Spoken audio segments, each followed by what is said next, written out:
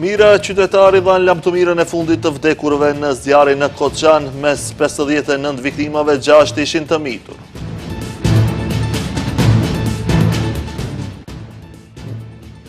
Njëzet vjeçari Jovan Kostadinov nga Vinica në natën e tmerrshme në Koçan i ka shpëtuar 21 jetë.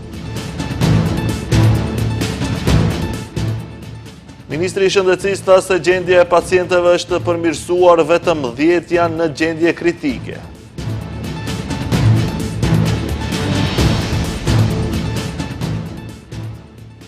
Rritet në 710 numri të vrarëve në sulmet e reja të Izraelit në Gaza.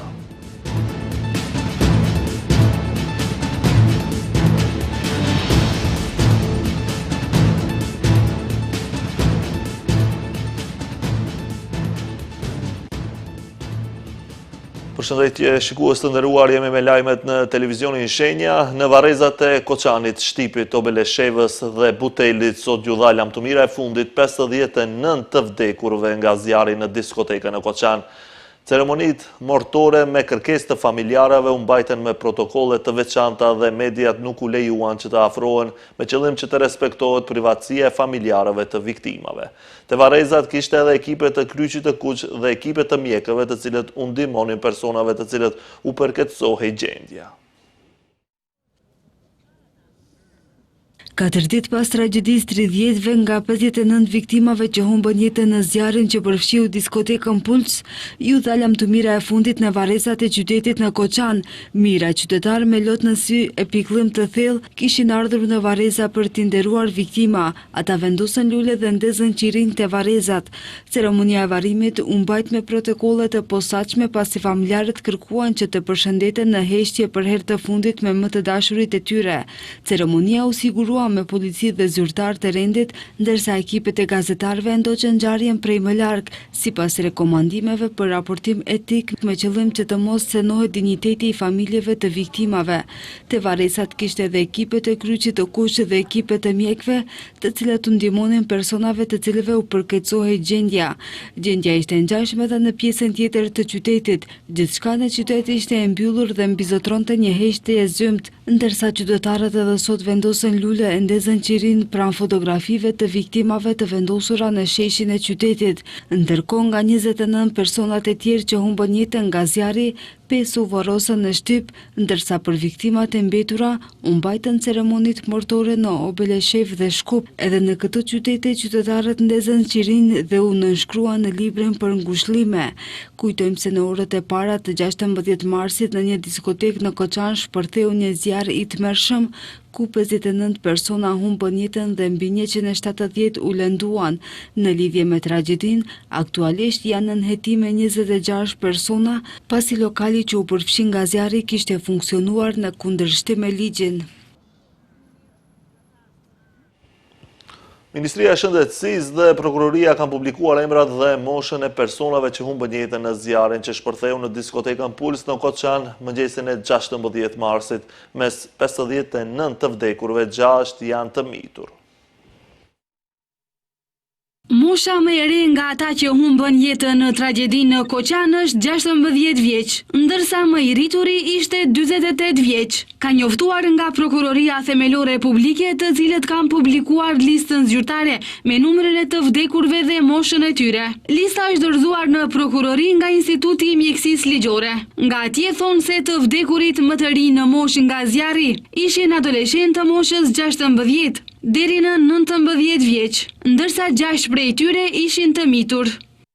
Të moshës 16 vjeç, 3 të vdekur, 17 vjeç, 3, 18 vjeç, 4, 19 vjeç, 1, 20 vjeç, 2, 21 vjeç, 6, 23 vjeç, 2, 24 vjeç, 7, 25 vjeç, 3, 26 vjeç, 7, 27 vjeç, 2, 29 vjeç, 1, 30 vjeç, 3, 31 vjeç, 2, 32 vjeç, 1, 33 vjeç, 1, 36 vjeç, 4, 38 vjeç, 2, 43 vjeç, 1, 44 vjeç, 2, 47 vjeç, 1 dhe 48 vjeç, 1 i vdekur.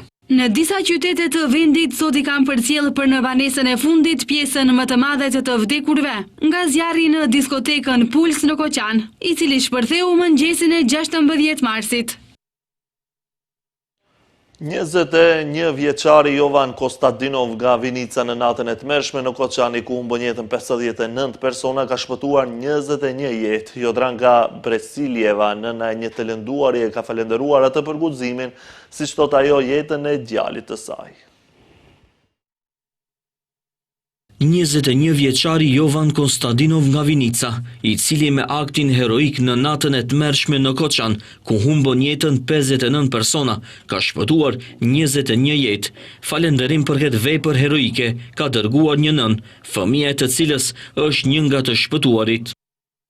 Me mirënjohje të madhe dhe respekt të thellë emocional do të doja të shkruaj për veprën heroike të Jovan Kostadinovit nga Vinica, i cili jo vetëm që shpëtoi jetët e 21 fëmijëve në ngjarjen tragjike në klubin e natës në Koçan, por gjithashtu shpëtoi edhe djalin tim.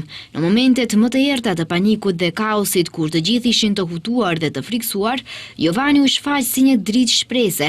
Pa hezituar, e mori djalin tim që ndodhej në rrënojat e diskotekës dhe e mbajti mbi shpinë, duke e çuar përmes flakëve dhe tymit deri në spitalin e Koçanit, me qëllim që ta shpëtonte, ndërsa të gjithë të tjerët rreth e rrotull po iknin dhe po luftonin për jetët e tyre. Ajo shkruan se Jovani është një heroj vërtet, një djalë i ri me një zemër të madhe dhe një guxim të jashtëzakonshëm, i cili rrezikoi jetën e tij për të shpëtuar jetët e të tjerëve. Jovan, ty të detyrohem për mëngjesin e ri, buzëqeshjen e re, shpresën e re dhe jetën e re të djalit tim. Për ty nuk ka fjalë që mund ta shprehin mirënjohjen dhe respektin tim. Faleminderit nga thellësia e zemrës. Ajo shkruan se Jovani ka dhënë dhuratën më të madhe që mund të marrë një nën, ja ka shpëtuar jetën fëmijës së saj. Do të mbetesh përgjithmonë në lutjet e mia dhe në zemrat tona, qëndron në postimin e kësaj nëne në Facebook. Ministri i Shëndetësisë Arben Taravari tha se të gjithë pacientëve nga tragjedia në Koçan du të bëhet analiza toksikologjike. Ai sqaroi se gjendja e të lënduarve po përmirësohet dhe se për momentin vetëm 10 janë në gjendje kritike. Është përgjysmuar numri i pacientëve që ishin në gjendje kritike. Tani janë 10 në gjendje të tillë, por jashtë rrezikut për jetë. Kështu njoftoi ministri i Shëndetësisë Arben Taravari dhe shtoi se të gjithë pacientët e tjerë brenda dhe jashtë shtetit janë në gjendje stabile. 3 pacientë njoftoi se janë lëshuar në shtëpi. Nesër planifikohen të lëshohen edhe 3 të tjerë. Ndërsa bëri me dije se në mbledhjen e shtabit të krizës është vendosur që të gjithë pacientëve nga tragjedia në Koçan të bëhen analiza toksikologjike. Stabilna i dobra sostojba, të gjithë pacientëve do t'ju bën analiza toksikologjike. Prandaj edhe sot nuk shpejtuam të lishojmë pacientë që ishin për të lishuar në shtëpi. Do të vinë toksikologë me përvojë do të bëjnë analiza, që të jemi të sigurt për të lishuar në mjekim shtëpiak. Përndryshe në vend po mjekohen 72 pacientë, prej të cilëve në qendrën klinike janë 34 pacientë, në spitalin e përgjithshëm të qytetit të Qytetori 15 pacientë, në spitalin e vjetër të qytetit 11 pacientë, në spitalin klinik të Shqipit 1 pacient, në spitalet private janë të shtruar 11 pacientë, ndërsa jashtë shtetit po kurohen 101 pacientë. Ministri Taravari tha se ndoshta mund të dërgohen edhe 10 pacientë të tjerë, por kjo do të vendoset në mënyrë shtesë. Nga java e ardhshme sqaroi se do të fillojnë të kthehen pacientë që u dërguan për mjekim jashtë vendit që të vazhdojnë të mjekohen këtu. Zëvendës kryeministri Izet Mexhiti premton drejtësi jo vetëm për tragjedinë e zjarrit në Koçan ku humbën jetën 59 persona dhe u lënduan mbi 100 të tjerë, por edhe për raste tjera të rënda që kanë tronditur vendin si aksidenti Besat Trans, djegja e spitalit modular në Tetov dhe aksidenti tragjik në Laskarc. Ai theksoi se Maqedonia e Veriut ka përjetuar tragjedi të shumta me pasoja të rënda, por drejtësia ka munguar dhe shteti nuk do të qëndrojë më duar kryq. Teksa lutemi për të mbijetuarit dhe përgatitemi për t'u dhënë lamtumirën atyre që u shuan tragjikisht më 16 mars, si qeveri zotohemi se leksioni i hidhur i Koçanit është mësuar, se mesazhi është pranuar. Shteti nuk do të qëndrojë më duar kryq dhe nuk do të lejojë që drejtësia të humbet e të devalvohet në për hilet institucionale të ndërtuara për të mbrojtur të paprekshmit, ka shkruar Mexhiti. Edhe kryeministri Hristian Mickoski një ditë më parë tha të njëjtën gjë se drejtësi do të ketë dhe për 3 tragjeditë e fundit që kanë ndodhur në vend.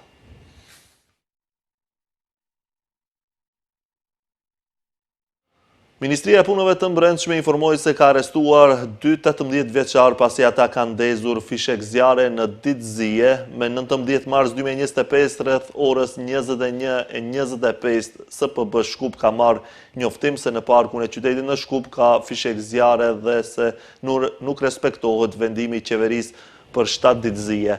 Më njerë nga ana e zyrtarëve policorë të SPB Shkup është konstatuar se në një objekt hotelerie në parkun e qytetit është organizuar një festë ditëlindjes ku MF-18 dhe MF-18-2 nga Shkupi kanë ndezur fishek zjarret. Ata janë privuar nga liria dhe janë ndaluar në stacion të policisë lidhje me nenin 387 të kodit penal dhe pas dokumentimit të rastit do të bëhet kallëzim përkatës ton nga MPB.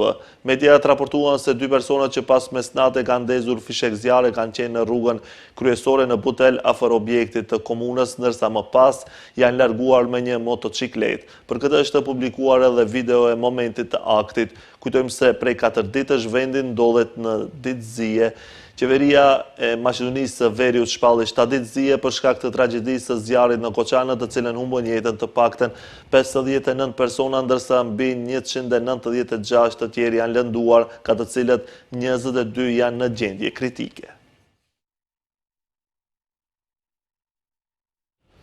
2 objekte hotelerike në Tetov janë mbyllur nga Inspektorati Shtetëror i Tregut pasi kanë punuar në kundërshtim me ligjin. Të mërkurën në një aksion të koordinuar nga policia janë kontrolluar 16 objekte hotelerike në Tetov dhe Gostivar. MPB informoi se aty janë gjetur mjaft parregullsi dhe paralajmëroi se do të përgatiten parashtresa përkatëse. Policia të mërkurën ka kryer një aksion në Tetov dhe Gostivar, ku kanë kontrolluar 16 objekte hotelerike, ndërsa 2 prej tyre janë mbyllur. Siç njofton nga Ministria e Punëve të Brendshme, gjatë ditës së djeshme, nga ora 10 deri në orën 15, zyrtarët policorë të SPB Tetov dhe Gostivar, në bashkëpunim me përfaqësues nga Drejtoria e Policisë Financiare, Inspektorati Shtetëror i Tregut dhe Drejtoria për Mbrojtje dhe Shpëtim, kanë kryer aksione dhe kanë ndërmarrë masa dhe aktivitete të koordinuara që kanë për qëllim ndalimin e aktiviteteve kriminale të paligjshme që kryhen në objektet hotelerike në zonën e Tetovës dhe Gostivarit. Nga Ministria e Punëve të Brendshme sharojnë se synimi prioritar i aksionit është frenimi i tregtisë së paligjshme të drogës, ndërmjetësimi në prostitucion, pastrimit të parave, krimeve korruptive nga zyrtarët të punësuar në institucione shtetërore, që lidhen me veprimtarinë e paligjshme të subjekteve që kryejnë veprimtari hotelerike dhe veprimtari të tjera të paligjshme.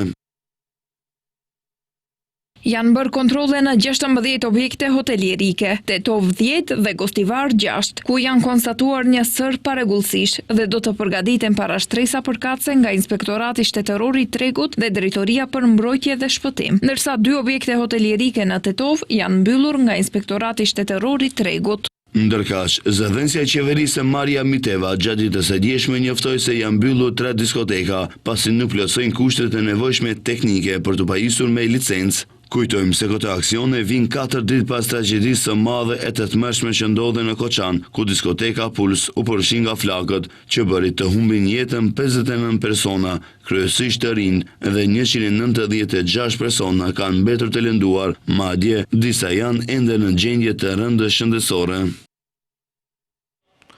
Udhëheqësi i sektorit për urbanizëm në komunën e Mavrovës dhe Rostushës është arrestuar pasi është kapur në flagrancë duke marrë 13.000 euro rishvet. Ministria e Punëve të Brendshme informoi se ai është kapur mat në një objekt hotelerik në Shkup.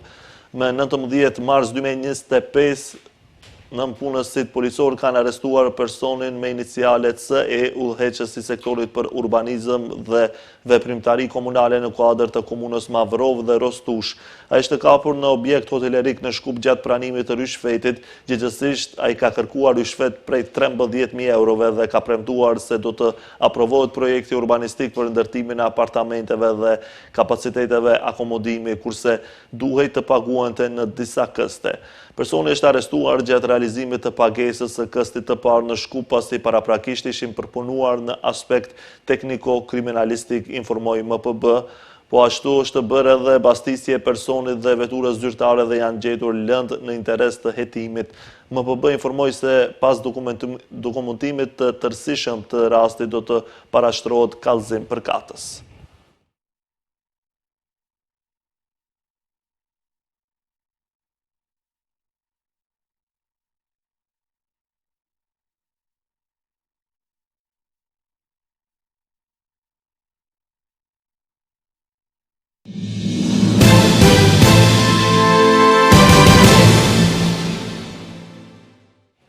Presidenti i Serbisë Aleksandar Vučić ka thënë se Shqipëria dhe Kroacia kanë hapur një garë armësh duke nënshkruar memorandume për bashkëpunim në mbrojtje me Kosovën. Kosova, Shqipëria dhe Kroacia nënshkruan një deklaratë në Tiranë me 18 mars për ta forcuar bashkëpunimin në fushën e mbrojtjes dhe sigurisë, gjë që nxiti reagime në Serbi. Është situatë e vështirë për ne, por ne kemi kuptuar mesazhin e tyre dhe ne do ta ruajmë vendin ton, do t'i pengojmë ata dhe gjithmonë do të mbrojmë me sukses nga çdo agresor i mundshëm, qoftë edhe një agresor kaq i fuqishëm, ka thënë Vučić. Duke folur pas një takimi me sekretarin e përgjithshëm të NATO-s Mark Rutte, Vučić theksoi se memorandumi përbën shkelje të marrëveshjes nën rajonale dhe se është i bindur se NATO-ja nuk ka qenë njoftuar për këtë. Ai tha se këtë çështje e ngriti në takimin me shefin e Aleancës Veriatlantike, por nuk tregoi çfarë ka thënë Rutte në lidhje me të. Deklarata e nënshkruar nga ministrat e mbrojtjes së Kroacisë, Shqipërisë dhe Kosovës kërkon forcimin e bashkëpunimit tripalësh dhe rëndësinë e reagimit të përbashkët ndaj sfidave të sigurisë, kërcënimeve hibride dhe rreziqeve të tjera që mund të rrezikojnë stabilitetin rajonal. Deklarata lë të hapur mundësinë për vende të tjera për t'u bashkuar asaj.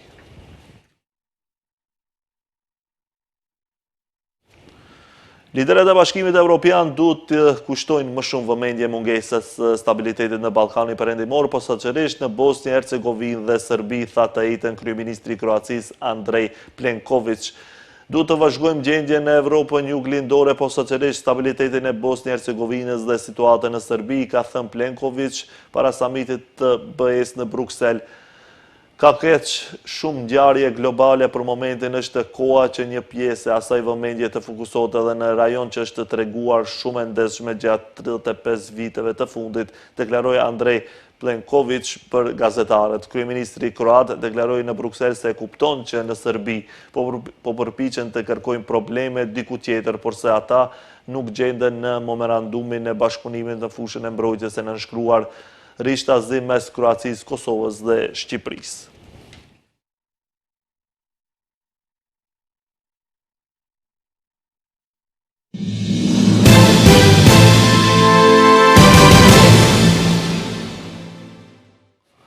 Numri të vdekurve nga sulmet e reja të Izraelit në rripin e Gazës që filluan me 18 mars është rritur në të paktën 710 me 240 viktima të reja, njoftoi Ministria e Shëndetësisë në enklavën palestineze. Zëdhënësi i Ministrisë së Shëndetësisë në Gaza, Khalil Dakran, tha në një deklaratë se 710 persona janë vrarë dhe më shumë se 900 janë plagosur në sulmet izraelite në rripin e Gazës, të cilët kanë vazhduar që nga e marta. Ai theksoi se shumë njerëz të plagosur nga sulmet izraelite kanë humbur jetën si pasojë e mungesës së ndihmës mjekësore urgjente, pajisjeve bazë dhe ilaçeve për shkak të bllokadës izraelite.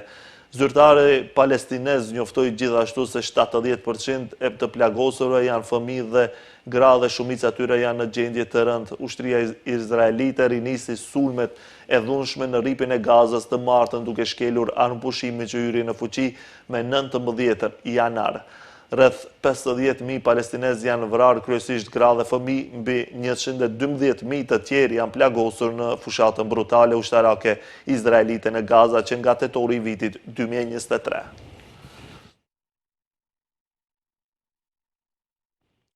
Presidenti Amerikan Donald Trump ka pasur një bisedë telefonike të gjatë me homologun e Ukrainas Volodymyr Zelensky, një ditë pasi foli me presidentin rus Vladimir Putin, ka raportuar të njëjtën televizioni britanik BBC. Zelensky beson që paqja e qëndrueshme mund të arrihet si vjet nën lidershipin e presidentit Trump. Marrja në pronësie centraleve bërthamore të Ukrainës nga Shtetet e Bashkuara është diskutuar gjithashtu, ka njoftuar Shtëpia e Bardhë, megjithëse Zelenski ka theksuar se kjo është folur vetëm për centralin që aktualisht është nën kontroll të Rusisë në Zaporozhja. Derisa po përkrahet nga Ukraina dhe Shtetet e Bashkuara, propozimi për anëpushim të gjatë është hedhur poshtë nga Putini gjatë një bisede telefonike që ka zhvilluar të martën me presidentin amerikan. Gjatë bisedës së tij me Trump, Zelenski ka thënë se është i hapur për anëpushim të pjesëshëm, por ka paralajmëruar se Ukraina do të akmerret nëse Moska do të shkelte kushtet e anëpushimit.